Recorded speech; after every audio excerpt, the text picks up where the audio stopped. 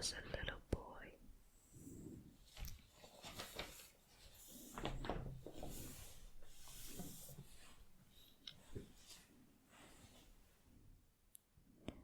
Once, when I was 6, I saw a magnificent picture in a book about the jungle called True Stories. It showed a boa constrictor swallowing a wild beast. Here is a copy of the picture. In the book it said, boa constrictors swallow their prey whole without chewing. Afterward, they are no longer able to move, and they sleep during the 6 months of their digestion. In those days, I thought a lot about jungle adventures, and eventually managed to make my first drawing using a colored pencil. My drawing number 1 looked like this. I showed the grown-ups my masterpiece, and I asked them if my drawing scared them. They answered, "Why be scared of a hat?" My drawing was not a picture of a hat. It was a picture of a boa constrictor digesting an elephant, and I drew the inside of the boa constrictor so the grown-ups could understand. They always need explanations. My drawing number 2 looked like this. The grown-ups advised me to put away my drawings of boa constrictor outside or inside, and apply myself instead to geography, history, arithmetic, and grammar. That is why I abandoned, at the age of 6, a magnificent career as an artist. I had been discouraged by the failure of my drawing number 1 and of my drawing number 2. Grown-ups never understand anything by themselves, and it is exhausting for children to have to provide explanations over and over again. So then I had to choose another career, and I learned to pilot airplanes. I have flown almost everywhere in the world, and as a matter of fact, geography has been a big help to me. I could tell China from Arizona at first glance, which is very useful if you get lost during the night. So I have had, in the course of my life, lots of encounters with lots of serious people. I have spent lots of time with grown-ups. I have seen them at close range, which hasn't much improved my opinion of them. Whenever I encountered a grown-up who seemed to me at all enlightened, I would experiment on him with my drawing number 1, which I have always kept. I wanted to see if he really understood anything, but he would always answer, "That's a hat." And I wouldn't talk about boa constrictors or jungles or stars. I would put myself on his level and talk about bridge and golf and politics and neckties, and my grown-up was glad to know such a reasonable person.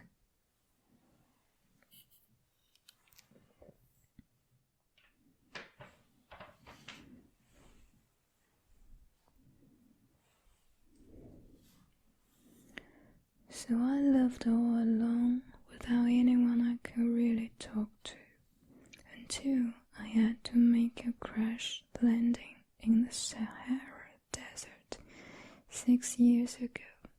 Something in my plane's engine had broken, And since I had neither a mechanic nor passengers in the plane with me, I was preparing to undertake the difficult repair job by myself. For me, it was a matter of life or death. I had only enough drinking water for 8 days. The first night then, I went to sleep on the sand 1,000 miles from any inhabited country. I was more isolated than a man shipwrecked on a raft in the middle of the ocean, so you can imagine my surprise when I was awakened at daybreak by a funny little voice saying, "Please draw me a sheep." What? Draw me a sheep? I leaped up as if I had been struck by lightning. I rubbed my eyes hard. I stared, and I saw an extraordinary little fellow staring back at me very seriously. He is the best portrait I managed to make of him later on, but of course my drawing is much less attractive than my model. This is not my fault. My career as a painter was discouraged at the age of 6 by the grown-ups, and I had never learned to draw anything except boa constrictors outside and inside. So I stared wide-eyed at this apparition. Don't forget that I was 1,000 miles from any inhabited territory. Yet this little fellow seemed to be neither lost nor dying of exhaustion, hunger, or thirst. Nor did he seem scared to death. There was nothing in his appearance that suggested a child lost in the middle of the desert 1,000 miles from any inhabited territory. When I finally managed to speak, I asked him, "But what are you doing here?" And then he repeated, very slowly and very seriously, "Please draw me a sheep." In the face of an overpowering mystery, you don't dare disobey. Absurd as it seemed, 1,000 miles from all inhabited regions and in danger of death, I took a scrap of paper and a pen out of my pocket, but then I remembered that I had mostly studied geography, history, arithmetic, and grammar, and I told the little fellow, rather crossly, that I didn't know how to draw. He replied, "That doesn't matter, draw me a sheep." Since I had never drawn a sheep, I made him one of the only 2 drawings I knew how to make, the one of the boa constrictor from outside. And I was astounded to hear the little fellow answer, No, I don't want an elephant inside a boa constrictor. A boa constrictor is very dangerous, and an elephant will get in the way. Where I live, everything is very small. I need a sheep. Draw me a sheep." So then I made a drawing. He looked at it carefully and then said, "No, this one is already quite thick. Make another." I made another drawing. My friend gave me a kind, indulgent smile. "You can see for yourself that's not a sheep. It's a ram. It has horns." So I made my third drawing, but it was rejected like the others. "This one's too old. I want a sheep that will live a long time." So then, impatiently, since I was in a hurry to start work on my engine, I scribbled this drawing and added, "This is just a crate. The ship you want is inside." But I was amazed to see my young critic's face light up. "That's just the kind I wanted. Do you think this ship would need a lot of grass?" "Why?" "Because where I live, everything is very small. There's sure to be enough. I've given you a very small ship." He bent over the drawing. "Not so small as all that. Look, he's gone to sleep." And that's how I made the acquaintance of the little prince.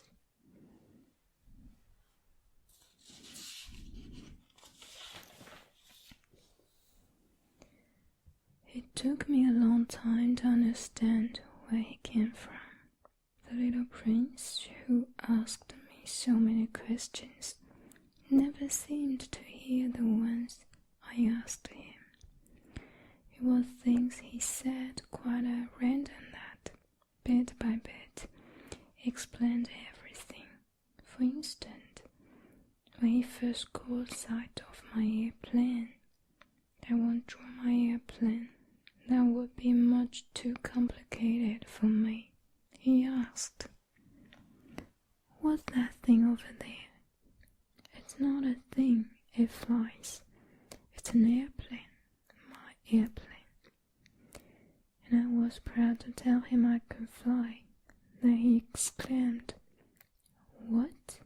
You fell out of the sky?" "Yes," I said modestly. "Oh, that's funny," and the little prince broke into a lovely peal of laughter, which annoyed me a good deal. "I like my misfortunes to be taken seriously." Then he added, "So you fell out of the sky too? What planet are you from?" That was when I had the first clue to the mystery of his presence, and I questioned him sharply. "Do you come from another planet?" But he made no answer. He shook his head a little, still staring at my airplane. "Of course, that couldn't have brought you from very far." And he fell into a reverie that lasted a long while. Then, taking my sheep out of his pocket, he plunged into contemplation of his treasure. You can imagine how intrigued I was by this hint about other planets. I tried to learn more. "Where do you come from, little fella? Where is this where I live of yours? Where will you be taking my sheep?" After a thoughtful silence, he answered, "The good thing about the crate you've given me is that he can use it for a house after dark. Of course, and if you are good, I'll give you a rope to tie him up during the day and a stake to tie him to." This proposition seemed to shock the little prince. "Tie him up? What a funny idea. But if you don't tie him up, he'll wander off somewhere and get lost." My friend burst out laughing again. Where could he go? Anywhere, straight ahead. Then the little prince remarked quite seriously, "Even if he did, everything's so small where I live." And he added, perhaps a little sadly, "Straight ahead, you can't go very far." That was how I had learned a second very important thing, which was that the planet he came from was hardly bigger than a house. That couldn't surprise me much. I knew very well that except for the huge planets like Earth, Jupiter, Mars, and Venus, which have been given names, there are hundreds of others that are sometimes so small that it's very difficult to see them through a telescope. When an astronomer discovers one of them, he gives it a number instead of a name. For instance, he will call it asteroid 325. I have serious reasons to believe that the planet the little prince came from is asteroid B612. This asteroid has been sighted only once by telescope in 1909 by a Turkish astronomer who had then made a formal demonstration of his discovery at an international astronomical congress, but no one had believed him on account of the way he was dressed. Grown-ups are like that. Fortunately for the reputation of asteroid B612, a Turkish dictator ordered his people, on pain of death, to wear European clothes. The astronomer repeated his demonstration in 1920, wearing a very elegant suit, and this time everyone believed him. If I've told you these details about asteroid B612, and if I've given you its number, it is on account of the grown-ups. Grown-ups like numbers. When you tell them about a new friend, they never ask questions about what really matters. They never ask, what does his voice sound like? What games does he like best? Does he collect butterflies? They ask, how old is he? How many braces does he have? How much does he weigh? How much money does his father make? Only then do they think they know him. If you tell grown-ups, I saw a beautiful red brick house with geraniums at the windows and doves on the roof, they won't be able to imagine such a house. You have to tell them, I saw a house worth 100,000 francs. Then they exclaim, what a pretty house. So, if you tell them the proof of the little prince's existence is that he was delightful, that he laughed, and that he wanted a sheep. When someone wants a sheep, that proves he exists.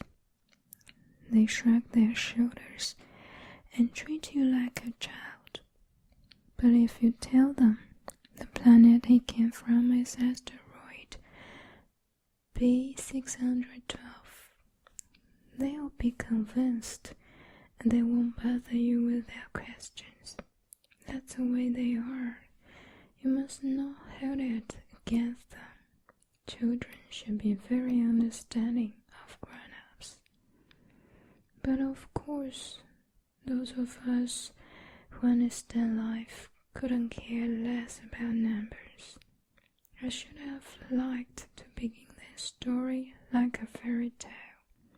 I should have liked to say, once upon a time there was a little prince who lived on a planet hardly any bigger than he was, and who needed a friend. For those who understand life, that would sound mature. The fact is, I don't want my book to be taken lightly. Telling these memories is so painful for me. It's hardly been 6 years since my friend went away, taking his sheep with him. If I try to describe him here, it's so I won't forget him. It's sad to forget a friend. Not everyone has had a friend. And I might become like the grown-ups who are no longer interested in anything but numbers, which is still another reason why I've bought a box of pens and some pencils. It's hard to go back to drawing at my age when you've never made any attempts since the one of a power from inside and the one of a power from outside. At the age of 6, I'll certainly try to make my portraits as true to life as possible, but I'm not entirely sure of succeeding. One drawing works, and next no longer bears any resemblance, and I'm a little off on his height too. In this one, the little prince is too tall, and here he is too short, and I'm uncertain about the color of his suit, so I grope in one direction and another as best I can. In the end, I'm sure to get certain more important details all wrong, but here you have to forgive me. My friend never explained anything. Perhaps he thought I was like himself, but I, unfortunately, cannot see a sheep through the sides of a crate. I may be a little like the grown-ups. I must have grown old.